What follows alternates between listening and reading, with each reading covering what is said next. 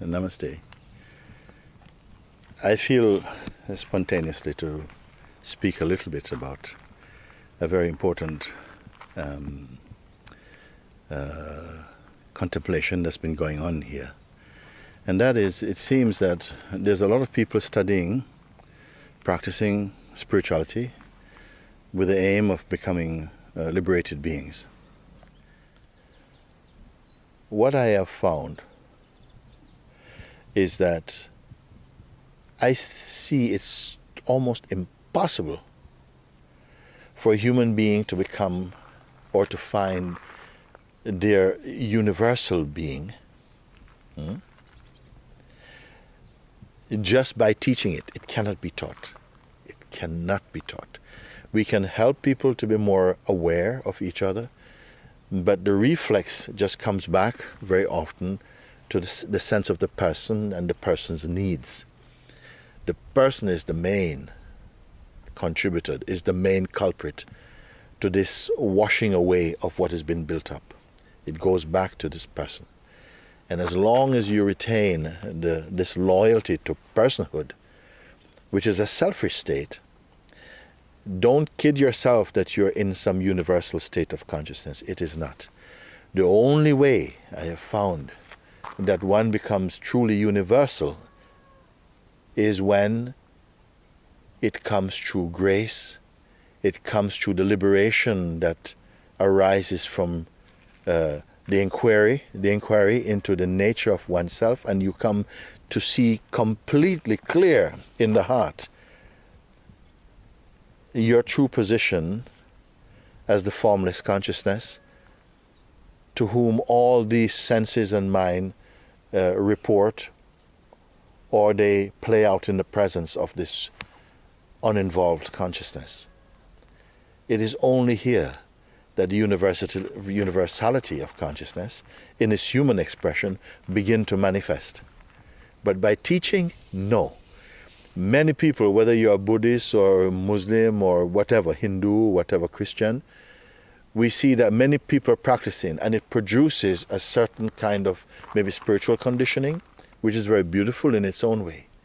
But that mystical universal beingness, that Christ light or Krishna consciousness or Shiva being, and that holiness, that sacredness does not come with practice. It does not come with practice. Most practices help you to become a better person, to flow better with each other, and to be considerate and so on. It makes you into a better devotee, a better practicer, better seeker, a better human being. But in the awakened state only does one reflect and radiate this universality. It does not come with the most determined practice. One must have a meltdown in grace. You must be replaced, your personhood must be replaced by pure consciousness.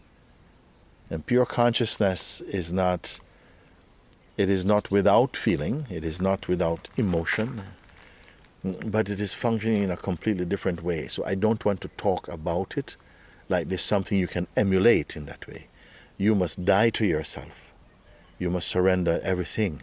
Don't hold anything back, because this is another trick for many seekers.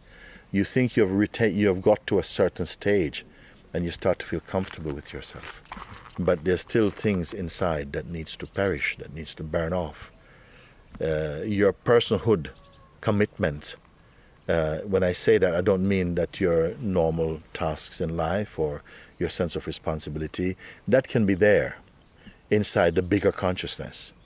But any kind of deep faithfulness and loyalty to your egoic identity, it will not work. It will not work. It has never worked, and it will not work. You must completely be replaced, meaning you are being replaced by you. You are being replaced by the God Self. You are being replaced by the Supreme. You may think that your person is valuable, but your person has no value. It is only a dream. It is only something very it is only an apparition. It's only apparent.